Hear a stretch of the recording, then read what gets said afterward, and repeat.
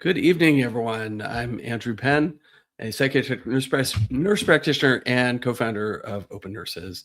It's my pleasure to welcome to tonight's psychedelic chat Dr. Charles Raison. Charles Raison, MD, is a professor of human ecology and psychiatry at the Department of Psychiatry, School of Medicine and Public Health at the University of Wisconsin-Madison. Dr. Raison also serves as the director of clinical and translational research for the Usona Institute, as director of Vail Behavioral Health Innovation Center, and his fourth job would be the director of research on spiritual health for Emory. Dr. Raison's research focuses on the examination of novel mechanisms involved in the development and treatment of major depression and other stress-related emotional and physical conditions. He has played central roles in the development of whole body hyperthermia, we'll talk about that tonight, as a treatment for major depression, and oversaw some of the world's first studies showing potential health benefits for compassion training. More recently, Dr. Raison has taken a leadership role in the development of psychedelic medicines as potential treatments for major depression. He was named one of the world's most influential researchers by Web of Science for the decade of 2010 to 2019, and he received the Raymond Pearl Memorial Award from the Human Biology Association, quote, in recognition for his contributions to our understanding of evolutionary biocultural origins of mental health and illness. Dr. Raison also won the 2024 Emory University Science on Spiritual Health Torch and Trumpet Award for a career devoted to the mental and spiritual health of humanity by responding to and attending to suffering with a compassionate heart and a keen scientific mind. And in 2026, he received a Distinguished Alumni Achievement Award from the Washington University School of Medicine. And with Vladimir Maletic, he is the author of The New Mind-Body Science of Depression, which was published by W.W. Norton in 2017. So let me welcome my friend and colleague, Chuck Raison, onto the stage here. Hey, Chuck. By W.W. Norton in 2017. Hello, Andrew. Let me welcome my friend and colleague. Oh, We've got a little bit of... Hey, Chuck. You're getting. I may be the only person who's having this, but we are getting a crazy echo chamber. It's like a round. Can you hear how weird it is? Yeah. You have headphones?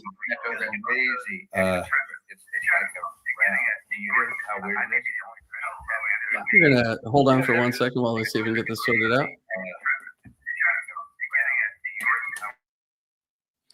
We'll get Chuck's going to take care of his headphones there, and we'll get this sorted out. I read Chuck's formal introduction here, but I alluded to Chuck is a longtime friend and colleague and collaborator on a number of different things. We have taught about psychedelics to a number of different audiences over the years and collaborated on phase 2 research of psilocybin for depression. Let's see if that's working better. No, I'm hearing still really, really strange. Are you getting an echo? Yeah, it's I'm getting like repeated. Are you? I'm hearing still really, really strange. Oh, wow. We haven't had this problem before. Yeah, it's so bizarre because it's not just an echo. It's like repeats. Oh, wait a minute. Somebody just did something. No? Oh, no, it's still going on. It's like we're psychedelic. We're doing a psychedelic talk. We're doing a psychedelic talk, but it's very, very weird. I'm not sure. You are hearing that, right, Andrew? That what you say shows up again like 5 seconds later. I'm not. It's very. I hear very faint echo in your headphones, but I don't think I'm actually hearing it in mine. Oh, this is gonna make it very hard to concentrate up for you. Oh, it's very powerful, man. It's very. You didn't tell me that the pill I was supposed to take before I did this talk. Are you okay? Do you think we can do this? No, it's so crazy. I'm talking right now. You know what, Chuck? I'm gonna pause for a second, and then I'm gonna have you log back in and see if that takes care of the problem. Let me see if I can get off. Got it. All right. Yeah, just go ahead and log out and then come back. All right, I'm gonna log out. Hold on. Oh, come on. I think it's the red exit at the bottom there. If we can get people to stand by and be patient with us, sure would appreciate it. This is the problem with live television. We got technical issues here, so we're sorting out We're sorting out Chuck's technical issues here and seeing if we can get this fixed.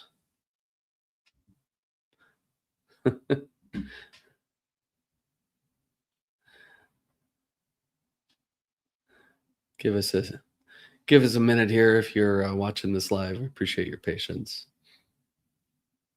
Seem to have one of those mysterious problems where you get an echo even if you're using headphones. So hopefully Chuck will be back in the room with us here in a moment and we can carry on forward. I first met Chuck about 16 years ago when we began working together on a large continuing education conference for psychiatry called Psych Congress. And I didn't know anybody in the steering committee. And I sat down next to Chuck and he said, "You're from California?" And I said, "Yeah." And he said, "Did you ever go to the Sierra?" And I said, "Well, every summer since I was about 10 years old." And very quickly we hit it off. Hey, Chuck, is that working any better? I think that fixed. Okay. Nothing like a hard reset. Yeah. I was just telling while I was killing time here, I was just telling the story of how we met, that 15, 16 years ago, I didn't know anybody in this room full of very renowned psychiatrists, and sat down next to you at dinner, and you said, "You're from California?" And I said, "Yeah." And you said, "You ever go to the Sierra?" And I said, "Every summer since I was 10 years old." And so for 15 years, we'd talk about all these places in the Sierra. And then finally, last summer, Chuck and I went on a 5-day, well, I guess 3 nights out in the wilderness, 5-day total backpacking trip in the Sierra, which was magical. It was. So we have a shared love of California and also a great interest in psychedelics. So, Chuck, now that we've got the technical issues sorted out, could you give us a little bit of, you have one of the most interesting backgrounds that I know of, that somehow weaves together hyperthermia, the Dalai Lama, fecal transplants, depression and inflammation, and for the last dozen years, psilocybin mushrooms. Can you weave that together in a coherent narrative? I can try. Where to start? I was always interested in things that are a bit cliche now, but that were maybe less so in the 1970s when I was a kid. So interested in consciousness, interested in sort of spiritual things, interested in why do we live in the kind of universe we do? Why do we have the kind of consciousness that we do? Let's see. So I've, in my older age, starting when I was about 30, I got very interested in these interactions between the brain and the body, the mind and the body. And so my research career began in a really unusual way. It had nothing to do with psychedelics. I was a full-time clinician at UCLA. I was seeing thousands of patients a year. I was in this sort of early midlife crisis. I dated a couple of women that looked so beautiful on paper that I thought, what could possibly go wrong? Well, so everything went wrong. And I was like, wait a minute, the things I'm pursuing don't seem to bring me happiness. And so I got very interested in Tibetan Buddhist meditation. I never became a Buddhist, but I started trying to meditate and things like that.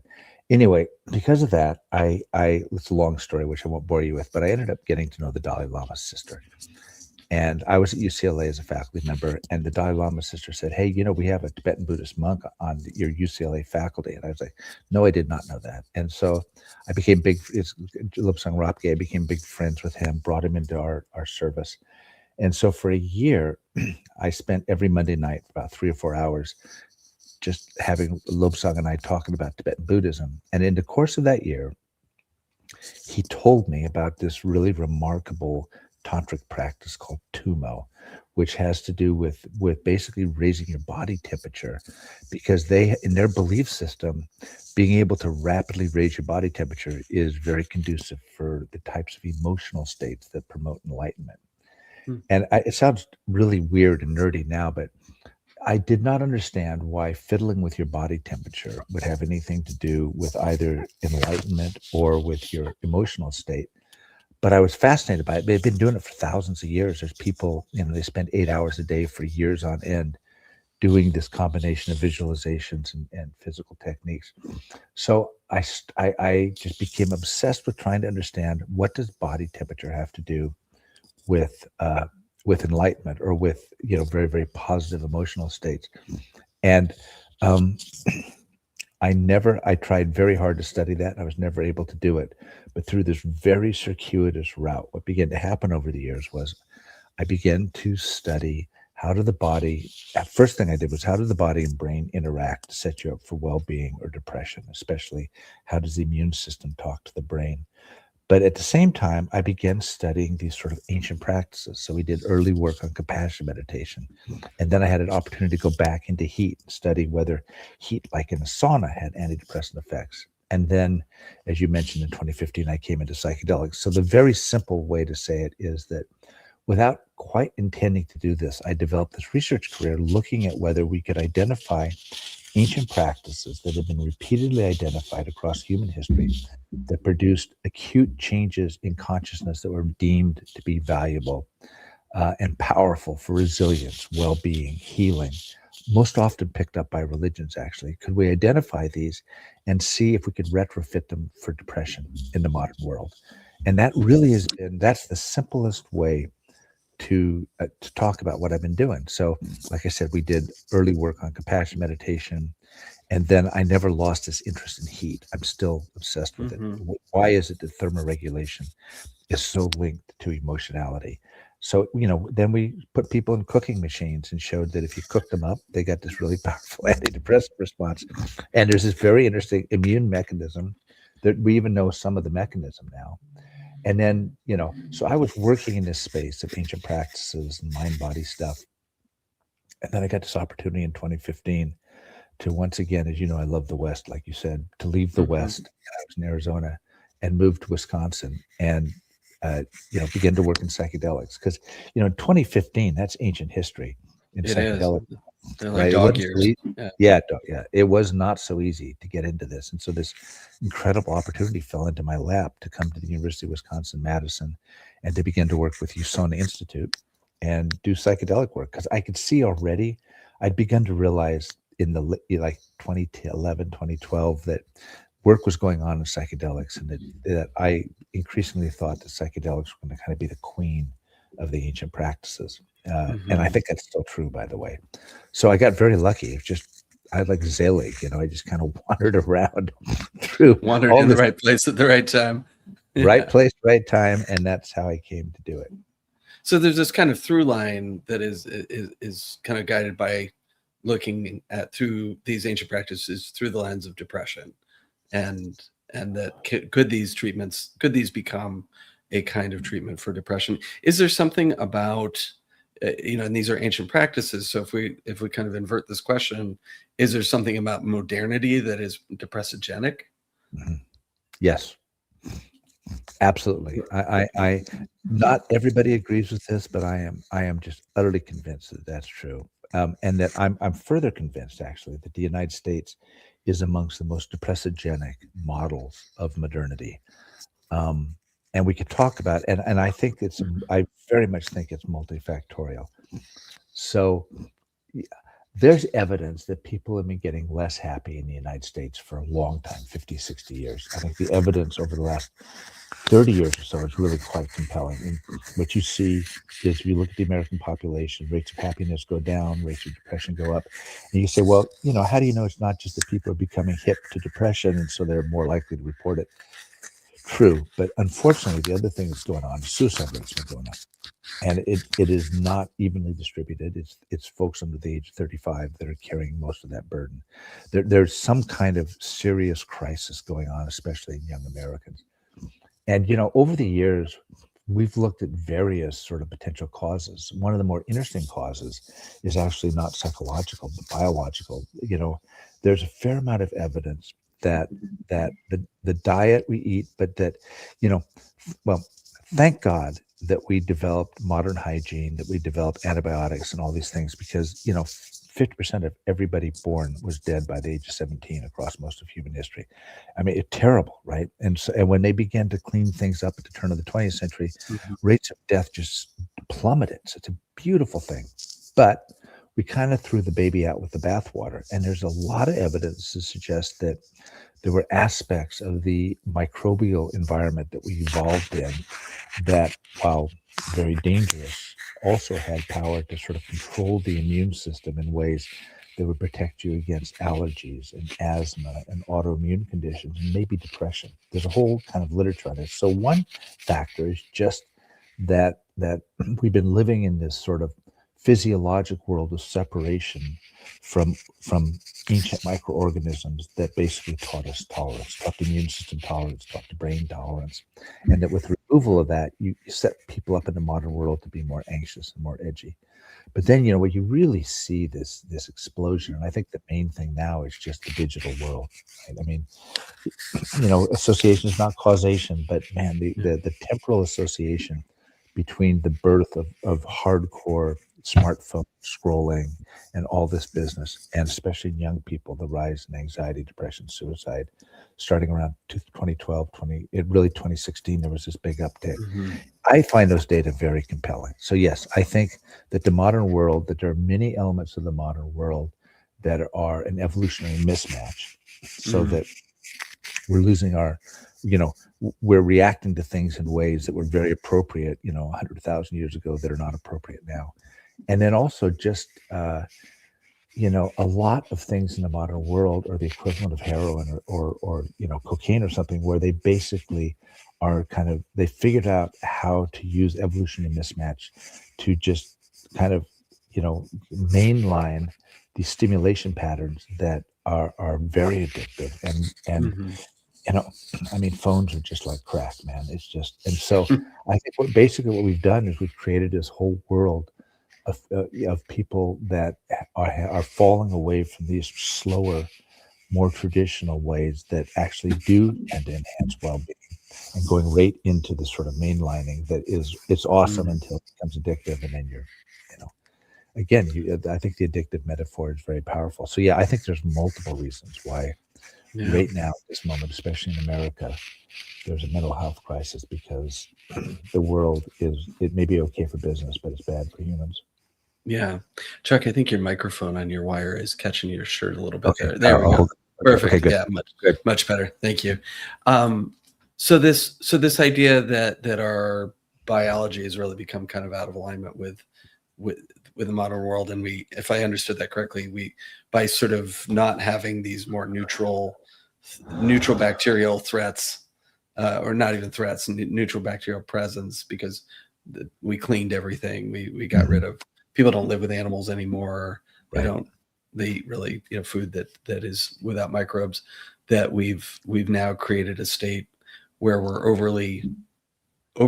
That our immune systems are essentially don't know what to react to, and this leads to the inflammation that you've associated in some of your work with depression. Mm-hmm. Yes, that's exactly right. That's right. Exactly.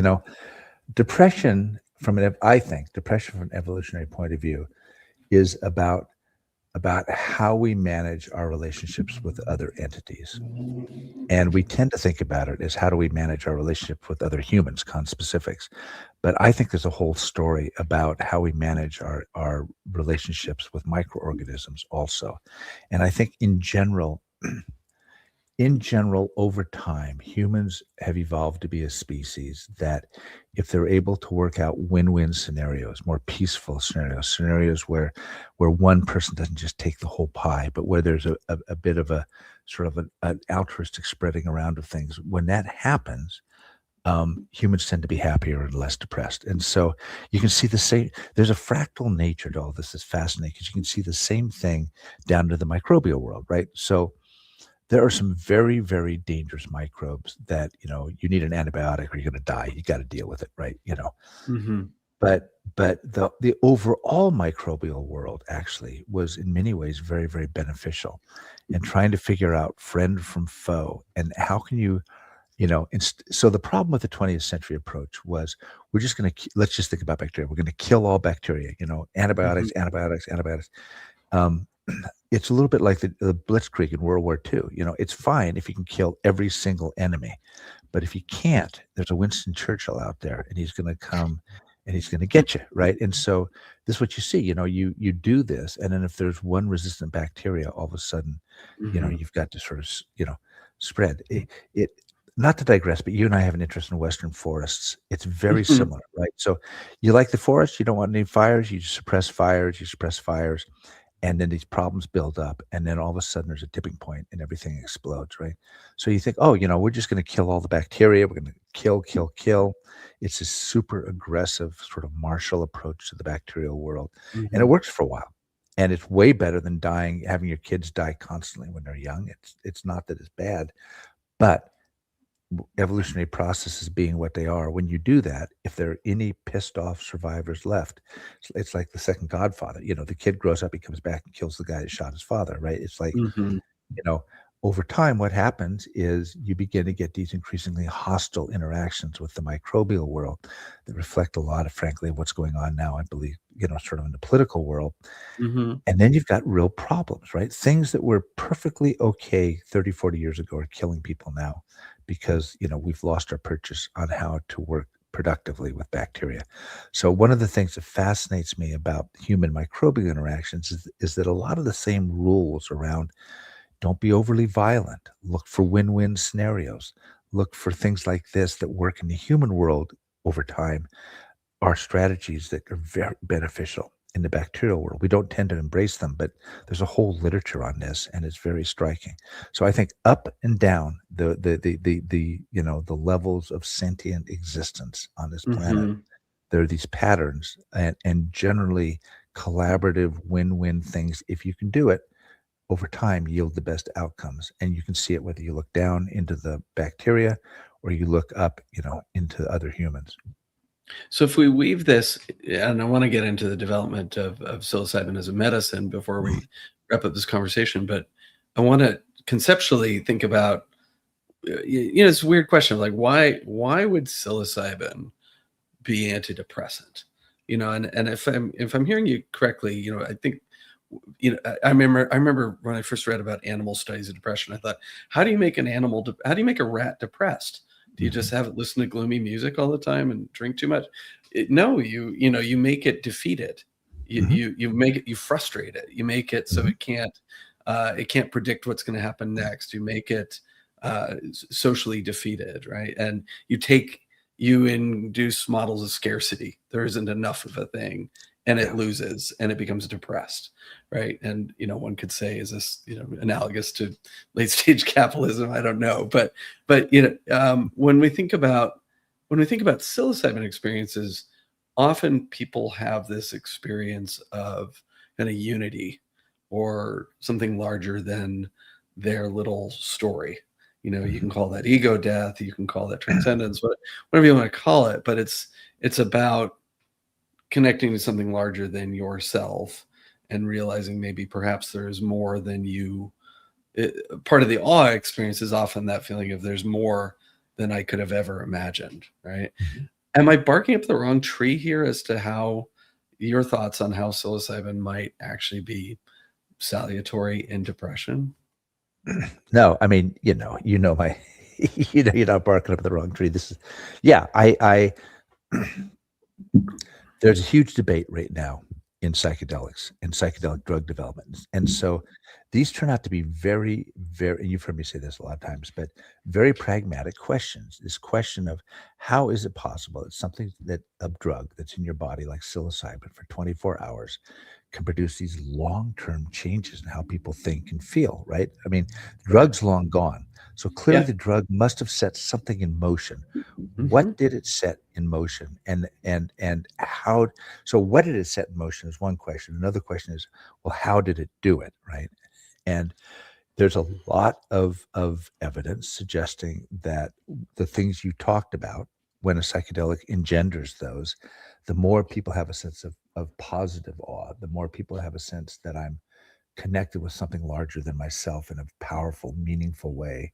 The more that kind of thing happens, the more the therapeutic effects are seen over time, and it can last for a long time, right? Hmm. So, that suggests, well, maybe those experiences are causing that. Um, I have a bias. I think that is true, actually. I do That the think story is what makes them change.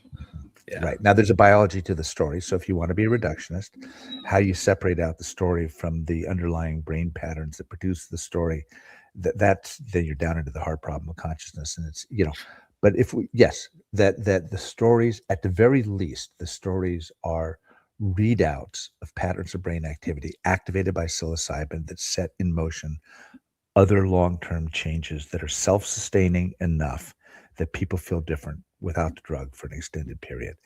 So I do think that it if we just look at the level of the experience, psychological experience, that yes, when people have these profound experiences that seem realer than real and that have this odd quality of persisting in the memory.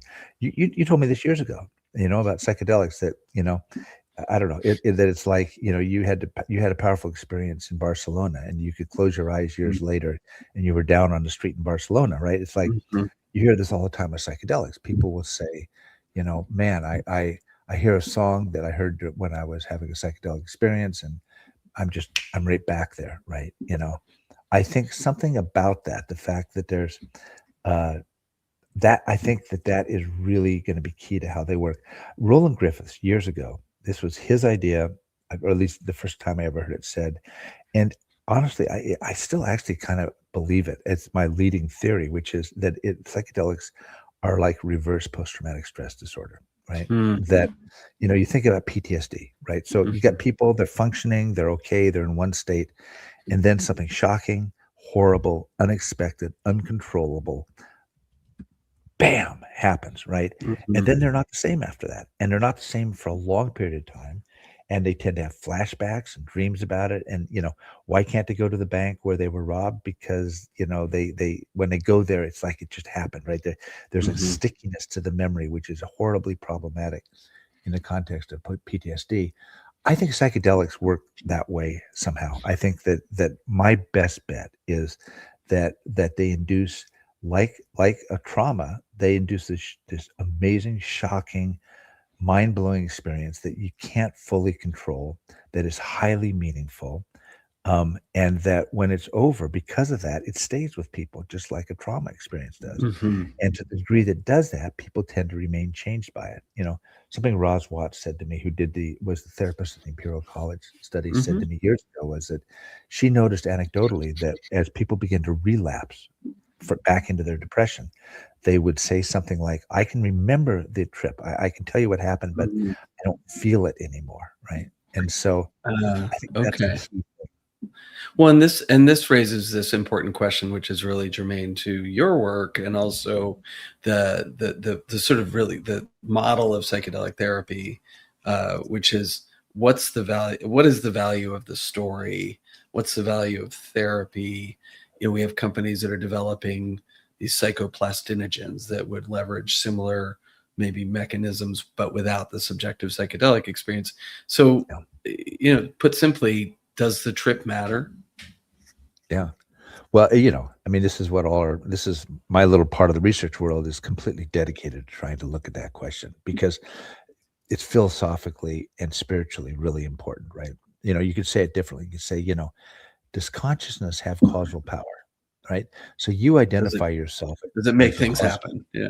Yes, exactly. So you, Andrew Penn, have a sense that you exist inside your brain body complex, and you have a feeling that there's a you there that's thinking about things, making decisions, crafting who you are. Is Mhm. that true? Do you, conscious Andrew Penn, actually have causal power in the world? Or do you just think you do? And in fact, you're just a biologic machine along for the ride, and your consciousness gets little updates. That, by the way, is what neuroscience believes. The Mm. vast the gospel truth right now, the orthodoxy of neuroscience is that consciousness is an emergent phenomena, but probably Emergent not ph causal. Yeah. Right. Mhm. Yes, you're conscious. You think it makes a difference. It doesn't. Your brain's just making its decisions, right? So, Mhm. so from a spiritual, philosophical, I don't know of anything more important than that. But from a pragmatic perspective, it's also huge because if you let's say that the conscious psychedelic experience does drive a lot of the clinical effect, well then whether you think it's the content of the experience or whether you think it's the underlying neurobiology, whatever, you Mhm. want to take that phenomenon and heighten it in every way you can, right? You want to take that, you want to make each experience as meaningful as possible. Uh, a bias here. I think it'd be great if we didn't have to dose people with psychedelics every 2 or 3 weeks for their depression, right? Wouldn't Mhm. it be, Yeah. not commercially, but from a sort of ethical thing? What if, you want, it's not a simple thing to have a psychedelic experience. Wouldn't it be No, it's an nice? all day event. Yeah, and it can Yeah. be rough. So can we help induce these longer term transformative changes? And if we can, is it, what does consciousness have to do with that? I mean, that's really what I'm kind of interested. This is kind of what we study, because so if consciousness matters, then you really want to figure out how to optimize it. If it doesn't Mhm. matter, if it just seems like it matters, but in fact it's epiphenomena, gas out, like exhaust out the back of the car, then you want to get rid of it. Mhm. If you want to do antidepressants. I mean, you don't want people laying on the couch for 8 hours and $30,000 or whatever it's going to be. You want to develop a pill, and people take it at home. They take it on Saturday morning, wake up Sunday morning. They go, I don't know why, but I feel like a totally different person. I think I'll go to Mhm. church, and then maybe I'll exercise. Maybe I'll quit drinking, and right? I mean, like super Prozac or super SSRI, right? Mhm. I mean, Mhm. that would be the dream of pharma, Sure. because such a pill could be very valuable. It could be easy to use, take it at home. Mhm. And I mean, same as me, that push for neuroplastogens or psychoplastogens Mhm. is the cutting edge of what pharma right now is trying to do in the psychedelic space, because any such pill would fit into our current way of treating Mhm. depression, Mhm. anxiety, these kind of things. But you're testing this hypothesis. Mhm. So you're interested in seeing. So how do you separate the psychedelic experience from consciousness? Well, okay, so this is what we do. This is why I It's call kind you of my favorite mad scientist friend. yeah, it's pretty mad, right? Okay.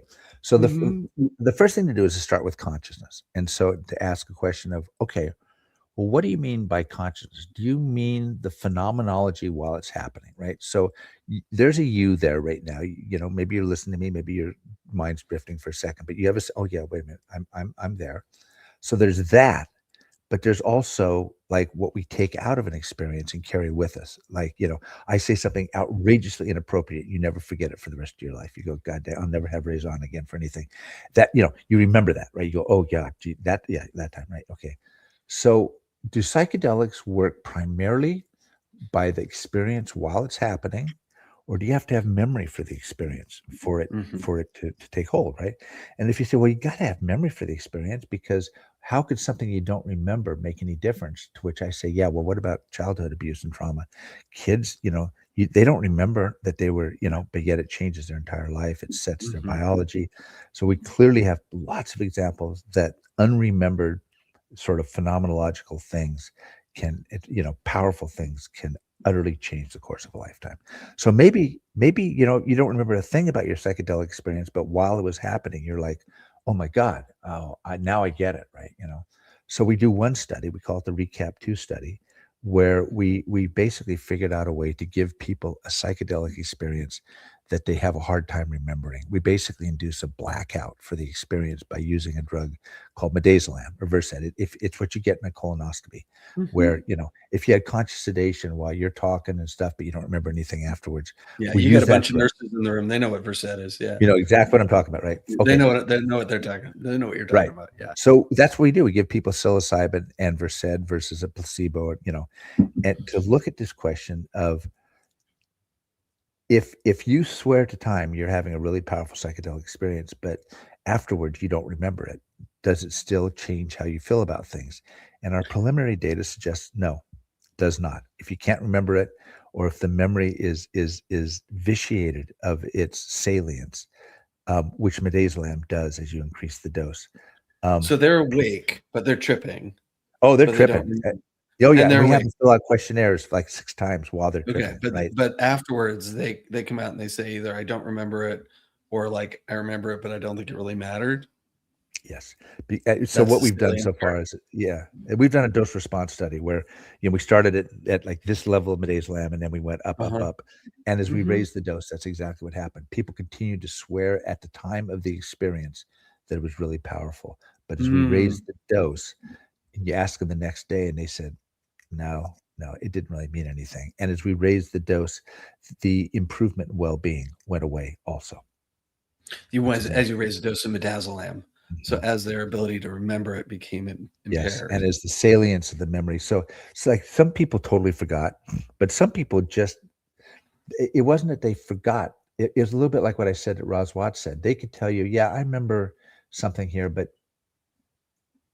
it's like it happened to somebody else. Yeah. It didn't have that immediacy that is that powerful. That got killed somehow, right? Well, and I want to take a second here because I've seen this study you talked about in other media outlets that talked about this is a guy who wants to take the trip out of psychedelics and that, and I really want to just take a moment to point out this what you're doing here is science. This is scientific method, right? This is the assumption is that the trip matters. Well, Mhm. let's test that hypothesis, That's right. right? Let's take the recollection of the trip out and see if it still matters. Because if it doesn't, Yes. if people say, "Oh, that was amazing," then you can make an argument that you need to remember it, right? And Yes, so you're and really so testing that question. yes. Our Yeah. data thus far suggests, yes, that there is a transition that happens between the experience while it's happening and how you emotionally feel it when it's over. Whatever, Okay. and we seem to have busted that connection. And when we Okay. busted that connection, it seems like the therapeutic benefit goes away too. So that's, Yeah. we'll see. We're doing a big old study to really test it more rigorously. But if that holds, that's hugely important, right? Because it says, That has big implications, right? That you should yeah, remember your experience, right? You maybe want to. maybe you want to try to help people have a heightened memory of their experience. So we're doing a study Right. where we give people vagus nerve stimulation after psilocybin to see if we can heighten the felt sense of memory for the Okay. experience. Yeah, Okay. exactly. You know, So go so ahead. we could go into this for a long time, but I want to respect your time. I want to pivot to the drug development part of things. Yeah. So you've worked with the Usona Institute for just to kind of level set this for folks who may be less psychedelic nerdy than you and me. Usona Institute is one of two major drug developers of psilocybin. For you guys are working on major depressive disorder. Compass is working on treatment resistant depression, which is a more resistant, more challenging to treat form of depression, but just hasn't responded to treatment, and have been at this. So now I worked with you on phase 2. You all are now in phase 3. You just got some news a couple of weeks ago that the executive order from the White House had some application to Usona because you had a priority voucher, as they call it, with the FDA. So can you kind of bring us up to speed with what's happening with that and how things have been going? Mhm. Yeah, absolutely. So, right. So USONA it's a marvelous, fascinating institution. It is it's developing psilocybin to pursue FDA approval for major depression, as you say. It is a nonprofit research organization. So the mandate of USONA is to serve the public good in the mental health space, not to pay back investors, not to make a certain profit. No, it's a nonprofit, right? And it comes out of the fact that when all this started in 2013, 2014, there was a very strong feeling that something like psilocybin, which is a legacy molecule, it's been around for hundreds of years, maybe thousands of years. It had been manufactured by Sandoz back in the day, right? So it already had a pharmaceutical life. That it was an act of love and an act of altruism and an act of service to the world to try to bring this to market. So who's going to bring to market something that has no profit potential? Well, you need a nonprofit, right? So USONA, that's how USONA started, was with that goal of bringing psilocybin as treatment for depression, as a nonprofit. And then, of course, what none of us saw was the fact that when it began to be realized, oh, maybe these things have really powerful different effects for depression, which is $1 billion healthcare thing. There's a lot of commercial thing. And so then there's been this, as you know, and everybody knows now probably, there's been this massive commercial development. There are two novel psychedelic agents for which there's strong intellectual property, each one bought for $1 billion in the last 6 months. So, people think, oh my God, this is going to be the future of psychiatry.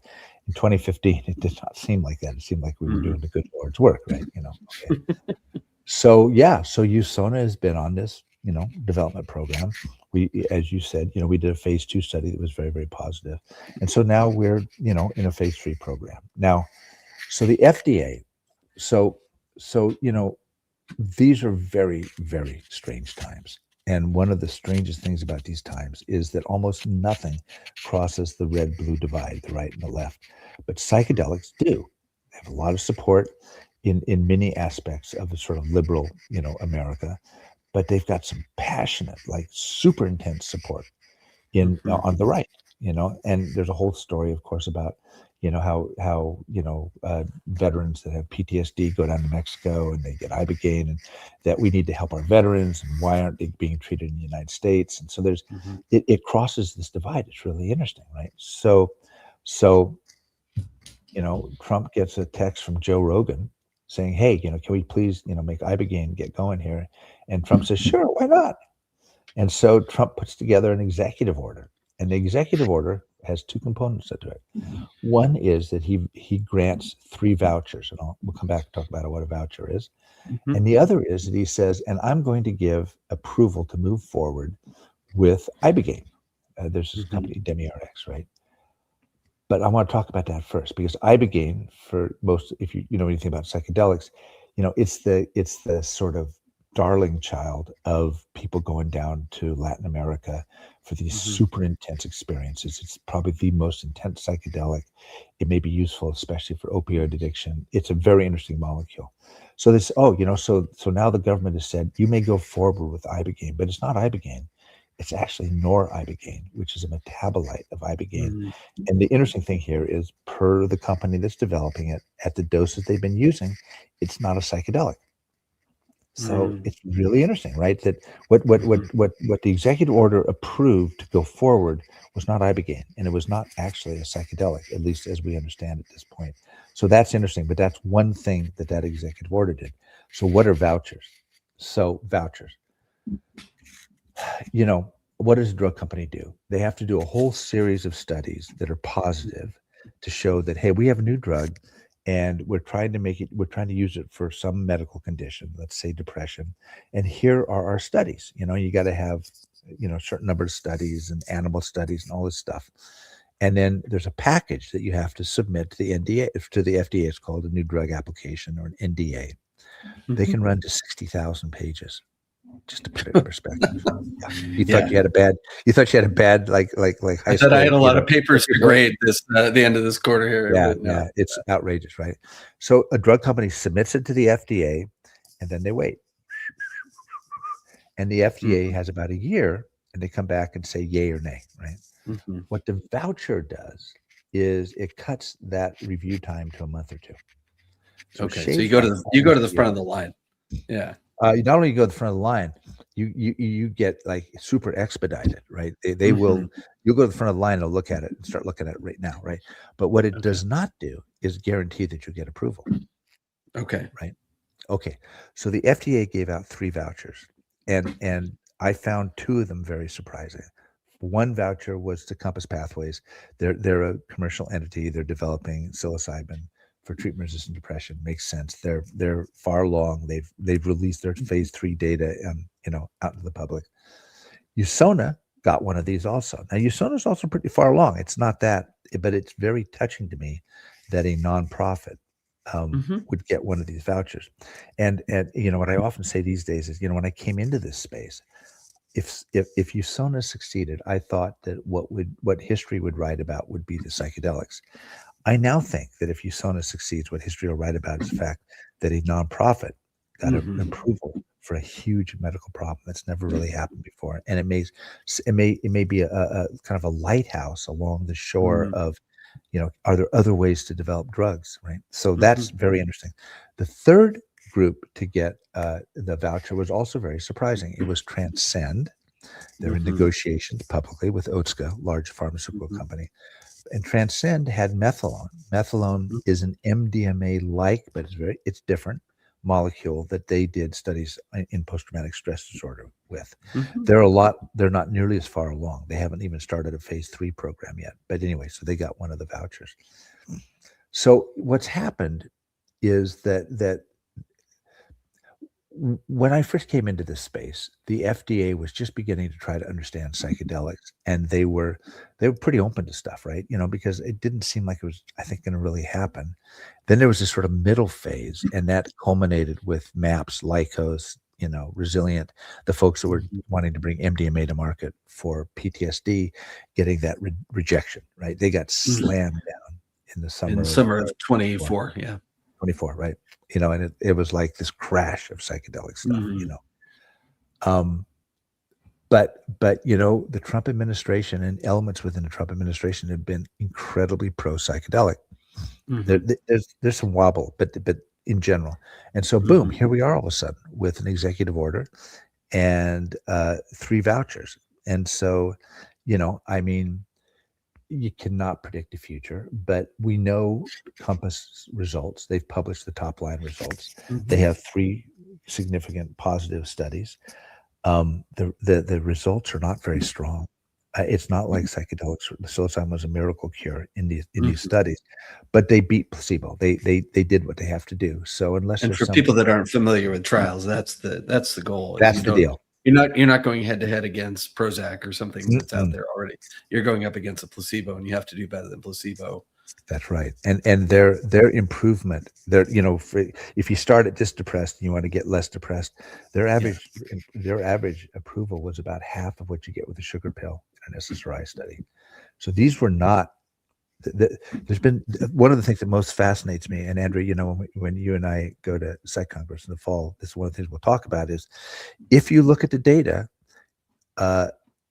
when psilocybin has gone to scale in difficult to treat populations, because there's a study in Germany that found sort of the same thing, we're not seeing the miracle cure that's being touted, right? And so, to me, this is really fascinating and potentially encouraging because it's my bias, but I don't think these agents are going to work as well within a standard here. Just take this pill and we're going to sit with you for a few hours. I just don't think that's exactly how they work. And so I think what we're going to find is that there's going to be a lot of room for us to begin to try to understand, okay, we're seeing a signal. How can we make it work better? But anyway, I digress. So I do think that, but that's it. So it basically saves the people that get the vouchers are saved almost a year, which in drug development land.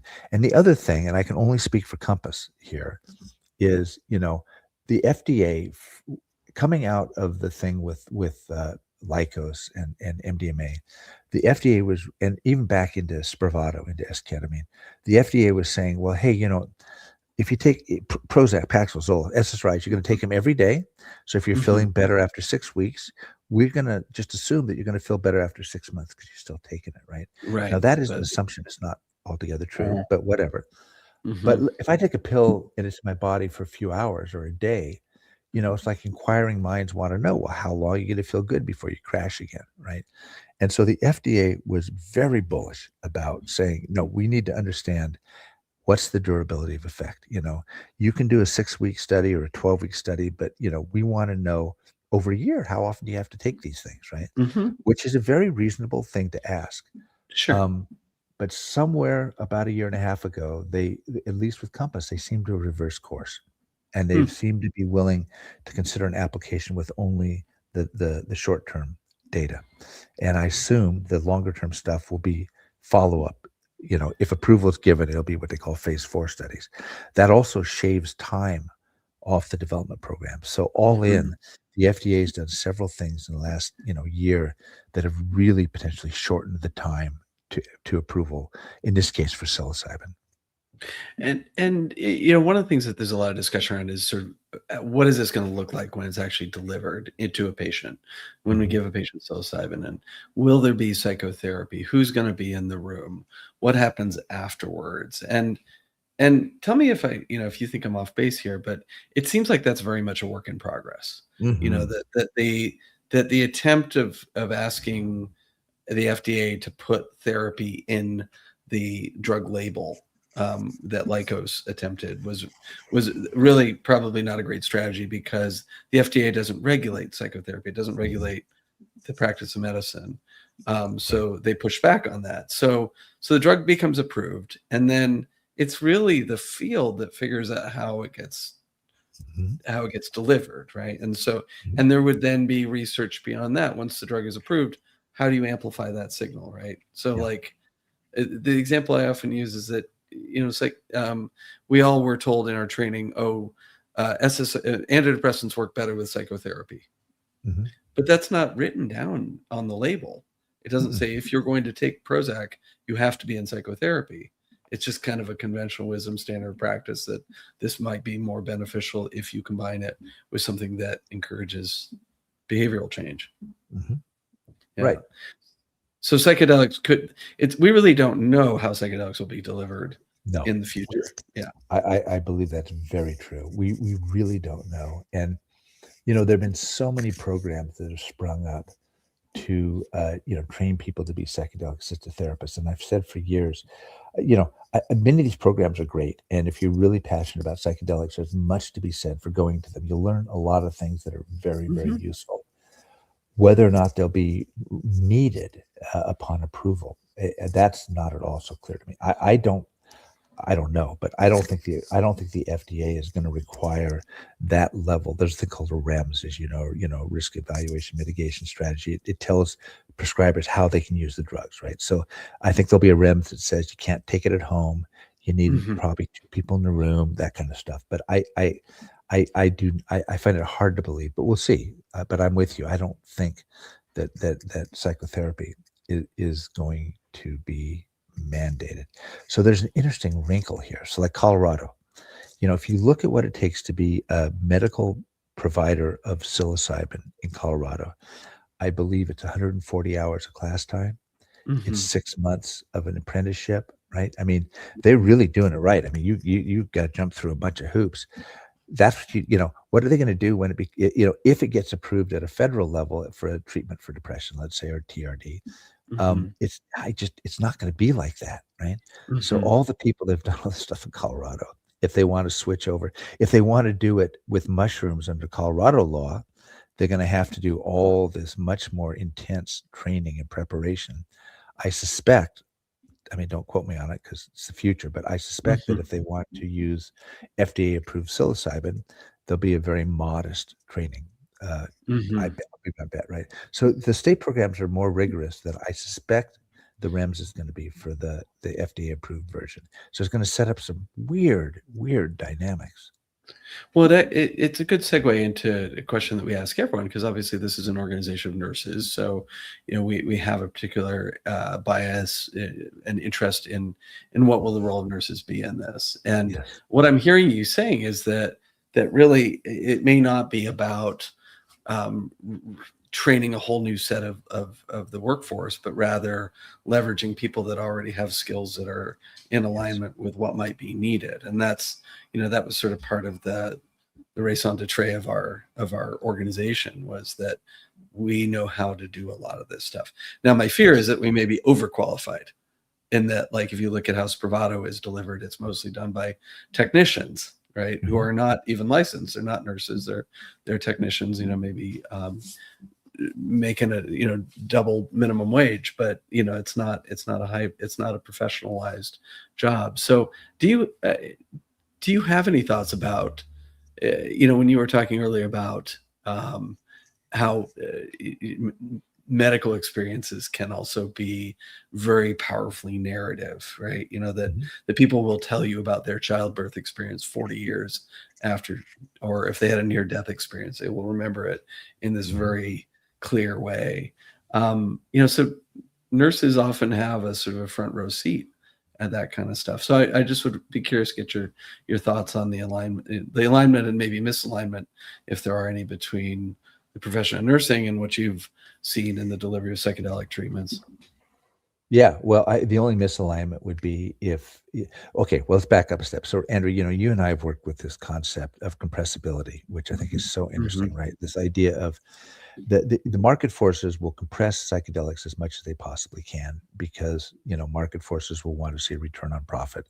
And so, where can you save money? And so, pharma is going to want the pill to cost as much as possible because that's where the money comes in. So you're going to see a compression of all the human stuff if it can be done, right? Hmm. I'm sorry, I'm kind of like Eeyore, but I think that's going to happen, right? But then the question is, how far will the molecule let itself get compressed before it begins Hmm. to push back, right? And push back either because you lose efficacy or because you start having safety problems, right? Or Hmm. both, right? So where that finally lands is gonna, I sometimes tell people that, it's kind of up to the molecule. Not that I don't really believe that they're little beings, but they kind of got a say in this. And if they'll let themselves be compressed like that, they will be compressed. If they say, hey, wait a minute, surprise, we're actually not Prozac, we're going to blow your mind, then they're going to be Hmm. compressed less. Okay. I think nursing, and I've been supportive of this from all the way back. I was, I'm getting ready to try to push the FDA again in our studies to let us have nurses be facilitators, have nurses Hmm. be in the room, because Hmm. I think your idea of, therapy before, therapy after, which could be contained and funded within currently existing insurance type, and then within the session itself, you're right, having nurses that have training around these things, um, really could be very, very optimal, Hmm. and but I do think you put your finger on it. I mean, if the whole delivery of these things falls below the level of training of nurses down, until where you just need somebody to, sit there and read a book, Hmm. then right, Yeah, we may and be overqualified. maybe But overqualified. the compression example you bring up, it made me think about ratios in hospitals. So when I first started my nursing career in the early 2000s, California had just passed a nursing ratio law. And the Okay. idea here is that, if you're on a med surge floor, you can have no more than 5 patients to one nurse. Because Mhm. if the hospital systems had their way, which is the free market, they would have 10 patients to a nurse because it cuts down on your salary costs, right? Mhm. Mhm. However, some really astute researchers started noticing that the more patients a nurse has, the more likely there is to be a bad outcome, the more Yes. likely there is to be a fall, a complication, a pressure ulcer. And it was that data that really convinced the legislature that not only is there a patient safety matter, but there's an economic cost Mhm. to diluting to that huge ratio. And so there's a break point when you went from, I think it was like 7 to 6, or 6 to 5, that patient care gets significantly better and Right. safer. And I think what I hear you saying is that if there was an aspiring nurse researcher in this audience, a very interesting question would be what to look at the sort of dose of treatment and who's doing the treatment, and what are your outcomes. Are the outcomes Mhm. better or worse? Is the safety better or worse? Absolutely. Because that's Absolutely. that's ammunition, right, for making your Absolutely. case. That Yeah. is that's a measure of the compressibility, right? Yeah. If if it's just no big deal and you just leave people alone in a room and, I mean, God, I just don't mean to sound so cynical, but I do think that everything will go down, down. So many Yeah. things in capitalism are like this, you start with prime beef and then pretty soon you're just, down, It's right? McDonald's. Yeah. It's McDonald's, right? So, I mean, the thing that would stop it would be it's exactly what you're talking about, right? As you go, oh, wait a minute, there are countervailing risks and costs to trying to shave corners past a certain point, and then those two Right. things come into equilibrium. What we Right. don't know is what's that equilibrium going to be for psychedelics when they're out, you know, Right. as medical treatment. I just we don't know yet. I don't think. Yeah. Yeah.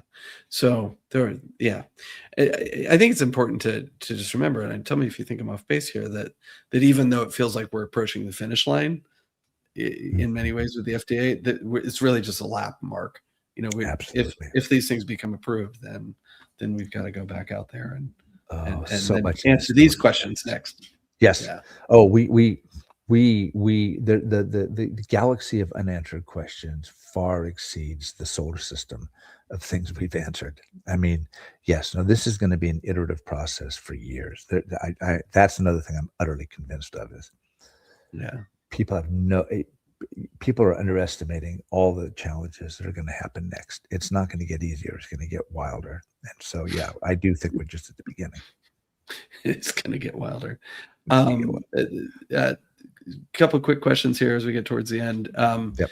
There's one of our colleagues, Kaki, out there in Denver, has worked at. She worked on the Usona study, and just would love to know what you're excited, what's coming down the pipe that you're really excited about. Well, of course, obviously, I'm excited to see whether or not these agents get FDA approval.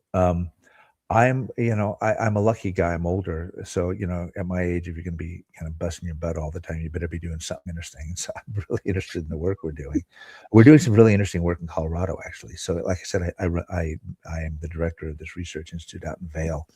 And I'm excited. One of the weird things about psilocybin that's emerged in the last year is that in animal models, it looks to have this huge longevity effect. I mean, it's striking. It has all these anti-aging effects. So we're gearing up out in Vail to do a study in 60 to 80-year-old folks to see if we give them various doses of psilocybin, can we see a signal in their biology that we're slowing down the aging process. I'm extremely, extremely interested in that. There's things we're doing here that I'm very interested in. I'm very interested in looking at what is the role of sleep after psilocybin in terms of if you modulate sleep, like you stay awake or you go to sleep, can you cause the experience to be sort of cooked in better or worse ways? So my whole thing is can we understand consciousness in this context? And then how can we optimize the conscious experience? And so the work we're doing in that space also is really exciting to me. Well, this maybe this can be one of our last questions here, but this sort of speaks to this is like, how is our health and one of your other hats is running the Center for Spiritual Health at Emory. Mm-hmm. And so, looking at our very reductionist biomedical healthcare system, and even within psychiatry, we have that biological desire. Right? We want to be able to reduce illness down to circuits and neurotransmitters. But how is the larger system going to metabolize these questions that come out when people have these big psychedelic experiences, these spiritual questions, mystical questions? Wow. That is such a great question. Well, so the most cynical thing I could say is what the system would like to do is take psychedelics, tweak them so they no longer induce spiritual experiences. Then you're back to just a neurotransmitter model. You're back to just sort of the human body and mind as a machine, right? Because that is frankly how psychiatry sees the world. Yeah. But psychedelics themselves, I think that one of the things they will do, and they're starting to do this already, is force people to consider spiritual experiences much more seriously. And not all spiritual experiences are good. It's a complicated thing, but they clearly, human beings we're a weird species. All of us, to one degree or other, have this sort of longing for the transcendent, longing for a sort of sense of meaning that transcends the quotidian thing that we look around in our lives. Some people have it a lot. Some people are like, yeah, not so much. But as a species, it's very striking. So spiritual health is health. It's an aspect of health, right? And it seems very clear to me that psychedelics in many people activate what anybody would call spiritual experiences, and those experiences translate into changes in how they think and feel, often in ways that are very positive. So I don't know how the system's going to do it, but I think if psychedelics eventually do become more widespread in their medical use, one of the effects of that will be that spirituality will be taken more seriously. Not necessarily a given set of theological beliefs, but this idea that, this is a thing within human beings, that longing that gets activated and poof, by psychedelics. it's obviously medically very important. We need to understand it. There's a great paper by Roman Politsky and those of us down there about, it's called, CERT and psychedelics. If you just look up my name, you can find it too, but about how important it's going to be for people to have some spiritual health literacy as they work with these agents. Because these things are going to be related to good outcomes, but they're also going to be related to harms. There are going to be people that are going to be spiritually harmed by psychedelics too. So Chuck, we got to wrap up, but I want to ask you, we have a traditional ending question here, and dealer's choice, so you can answer this however you want. But we often ask people, if you could go back and give your younger self a piece of advice, what would it be? And I'm curious, now that you've been in the psychedelic world for 12 years, which times 7 is a lifetime, what would you have told yourself, back in 2015? 2015, I would have told myself, all the things that you're certain that you know better than other people, don't totally give up on yourself, but, you know, uh, keep a more open mind, because many of the things that I would have done had I run the world would not have worked out as well as things that I thought were just crazy at the time that I saw people around me do. It's been this incredible learning lesson, humility about there are a lot of paths through the world. And, we have, given who we are inside, we all have to kind of walk our karmic path or whatever. But wow, man, it really is a good thing to just realize, like, we don't know. Oh man, I mean, 2015, I had no idea what was coming. I've been wrong about almost everything. So yeah, that humility about the opaqueness of the future. Yeah, and it is one of those lessons that people talk about from psychedelics, is that the world is much bigger than I could have ever imagined it, and that's both daunting and kind of a relief. Yeah. Well said. My friend, thank you for spending your evening with us. Really, really appreciate you Oh, my sharing pleasure. your wisdom and your fascinating path as to how you've gotten here. We're all going to be watching what you all are doing at Usona with great interest in the weeks and months ahead. So Yep. thanks for spending the time tonight. Appreciate it. Thanks, Andrew. And Yeah, it's good to thanks see for you. those of you who are here tonight. Yeah, we're hoping to have Betty Ellsworth and Izzy Ali from MAPS next month. So stay tuned for that. Chuck, thanks again. See you next time. Yep. Thanks. Good to see you, Andrew. Bye, everyone.